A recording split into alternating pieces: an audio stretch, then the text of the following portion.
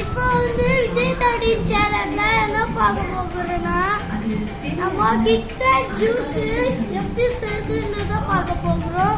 Movie கூட சொல்லலாம் வாங்க. எப்படி செய்யுதுன்னு நான் சொல்றேன், அது மாதிரியே சொல்றேன். ஃபர்ஸ்ட் கிட்கேட் 2 எடுத்துக்கிட்டு பெருசா கூட எடுத்துக்கலாம், பெருசா இருக்கணும் கிட்கேட்டு. அதை விட்டு மிக்ஸி ஜார்ல போட்டுக்கணும். மிக்ஸி ஜார்ல போட்டுட்டு மிக்ஸி ஜார்ல பாலை போட்டுக்கணும்.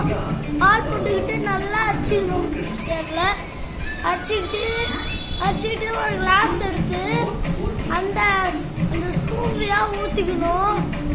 அதுக்கப்புறம் ஃப்ரிட்ஜில் வச்சு 1 hour வெயிட் பண்ணி எடுத்துட்டு அது மேல வெண்ணிலா ஐஸ்கிரீம் போட்டுட்டு ஸ்ட்ரா போட்டு ஒரு கிட்கேட் வச்சா நம்மளோட கிட்கேட் மூவி ரெடி. இது மாதிரி நீங்க ட்ரை பண்ணிட்டு எப்படி இருக்குன்றத கமெண்ட்ல சொல்லுங்க.